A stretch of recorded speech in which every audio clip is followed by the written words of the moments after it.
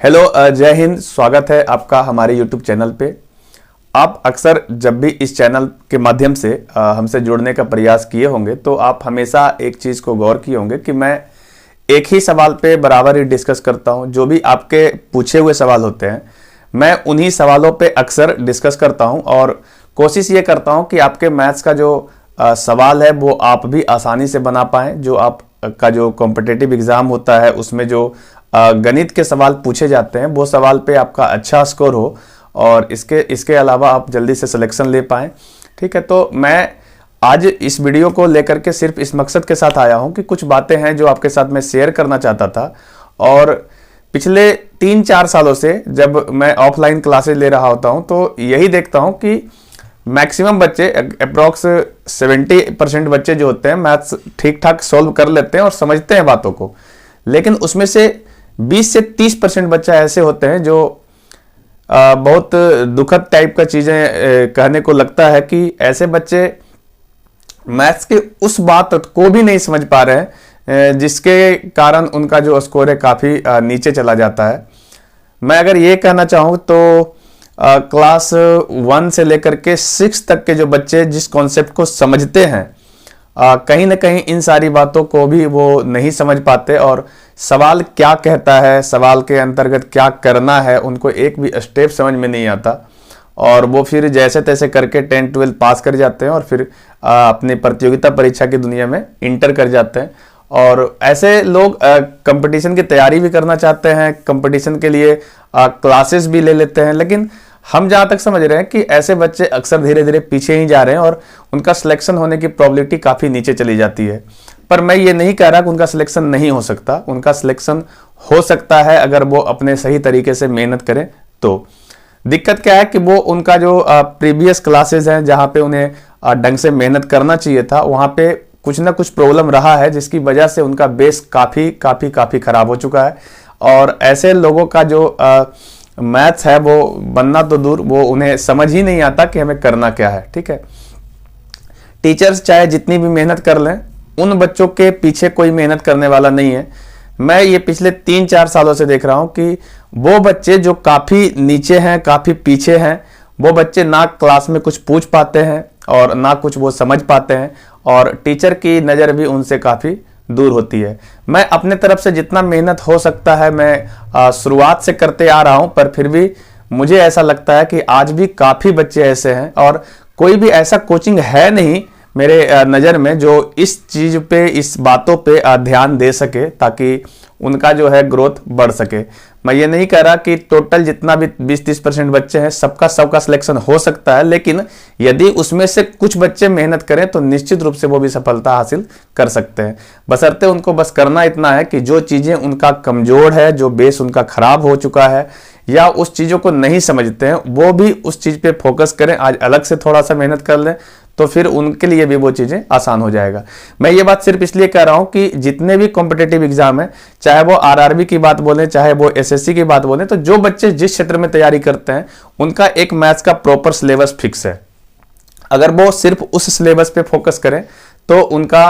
आराम से साल भर में 6 महीने में जो भी है उनका सिलेबस कंप्लीट हो जाता है और फिर वो पूरा कर सकते हैं। बस उनको एक छोटा सा काम करना है कि अपना जो बेस है, जो खराब हुआ है, उसको पहले बढ़िया से रिपेयर कर लेना है और फिर उन चीज़ों पे थोड़ा जोर से प्रयास करना है तो फिर उनका सिलेक्शन हो सकता है। तो मैं ये चीज़ें जो बार बार क्यों कह रहा हूँ, क्योंकि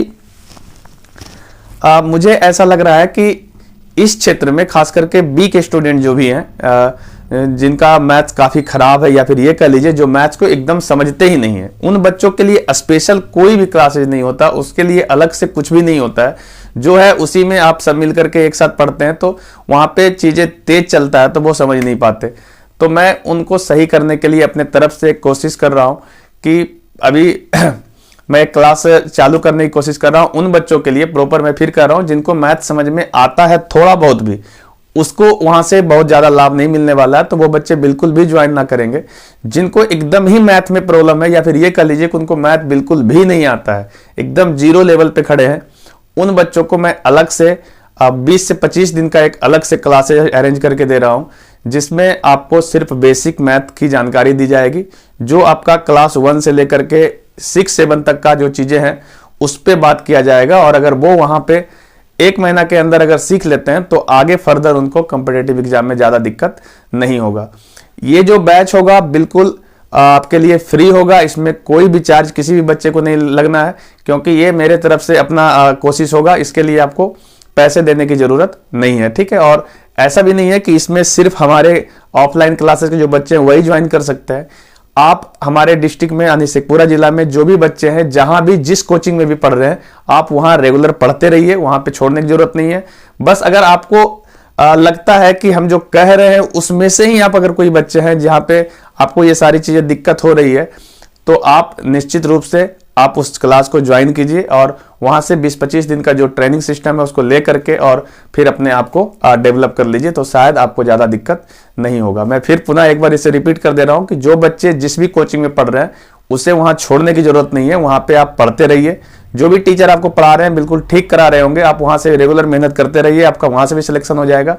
पर हम बस इतना कह रहे हैं कि अगर आपको बहुत ज्यादा दिक्कत हो रहा है, मैथ्स आपको समझ में नहीं आ रहा है, आप एकदम कमजोर हैं, आपको एकदम छोटे छोटे कैलकुलेशन में फंस जाते हैं, आपको समीकरण बनाने नहीं आता है, आप सवाल एकदम नहीं समझ पा रहे हैं कि क्या कहता है, क्या करना है, तब इस क्लास को आप ज्वाइन कर सकते हैं। वो भी बिल्कुल फ्री ऑफ कॉस्ट है, इसमें आपको कोई पैसा नहीं देना है और साथ में आपको उन टीचर्स का क्लास भी नहीं छोड़ना है। ऐसा नहीं कि आप मेरे यहाँ आ जाएंगे तो आपका सिलेक्शन एकदम से हो जाएगा, ऐसा कुछ भी नहीं है। आपको बस पढ़ना है, मेहनत करना, तब जाके आपका सिलेक्शन हो जाएगा, ठीक है। इसका मैं आपको टाइम बता देता हूँ। ये आपका जो टाइम है वो आपको प्रतिदिन 1 बजे से लेकर के 2 बजे दोपहर में आपको आना होगा। और ज़्यादा आपको कुछ भी इसके रिगार्डिंग आपको इन्फॉर्मेशन चाहिए तो जो आपका नंबर, जो स्क्रीन पे मोबाइल नंबर दिया हुआ है, उस मोबाइल नंबर पे आप कॉल कर लीजिए। डायरेक्ट हमसे ही बात होगा, हम खुद ही आपसे बात करेंगे और आपके बारे में जानना भी चाहेंगे कि आपके साथ दिक्कत क्या है, और आपको वहाँ पे जो कुछ भी प्रॉब्लम है हम वहाँ पे डिस्कस कर लेंगे। उम्मीद है आपको ये सारा बात समझ में आ रहा होगा कि मैं कहना क्या चाहता हूँ और मुझे करना क्या है, ठीक है। एक्चुअली मुझे ऐसा लगता है कि अभी जो आने वाला आपका एग्जाम होने वाला है, नोटिफिकेशन शायद जल्द ही ये चीजें आ जाएगी कि आपका आरआरबी एएलपी का एग्जाम आएगा। तो ये रेलवे का सबसे बड़ा एग्जाम होता है और जो बच्चे आईटीआई वगैरह करके रखे हुए हैं और उनको एक बड़ा मौका मिलेगा रेलवे में जाने के लिए, तो अगर आपका नॉन टेक्निकल खराब होगा तो फिर आप टेक्निकल करके भी कुछ नहीं कर पाओगे, और अगर आपका नॉन टेक्निकल ठीक है तो टेक्निकल करके, टेक्निकल ना भी है तो भी कुछ नहीं हो पाएगा। तो दोनों चीज का एक एवरेज जब आपका मिलेगा तब जाकर के सिलेक्शन होगा। तो मैं अभी जो है आपका मैथ्स का उन चीजों को सही कर देना चाहता हूं, क्योंकि आपका जो आपका टेक्निकल एग्जाम होता है उसमें नॉन टेक्निकल बहुत ज्यादा लेंदी नहीं पूछा जाता है। अगर आप बेसिक चीजों को क्लियर कर लेंगे और आप मैथ समझने लग जाएंगे तो निश्चित रूप से उसका सोल्यूशन आप दे दोगे वहां पे। और जो आपका टेक्निकल क्लास है उसके लिए भी जैसे ही एएलपी की नोटिफिकेशन आएगी, उसके लिए आपका फिटर का, इलेक्ट्रिशियन का, डीजल का, बिल्डर, जो भी ट्रेड है आपके आईटीआई का, उसके लिए हमारा ऑफलाइन क्लासेस चालू हो जाएगा। तो आप जल्दी से बस तैयार रहिए कि आपके लिए बहुत बड़ा एग्जाम आने की संभावना है, और उसके बाद आपका तैयारी आज से स्टार्ट हो जाना चाहिए और नोटिफिकेशन आते आते आपका करीब करीब कोर्स पूरा हो जाए, ताकि सिर्फ आपको रिवीजन करना रह जाए और जल्दी से आपका सिलेक्शन हो जाए, ठीक है। तो आज के लिए इतना ही, तो मिलेंगे हम नेक्स्ट वीडियो में, तब तक के लिए जय हिंद।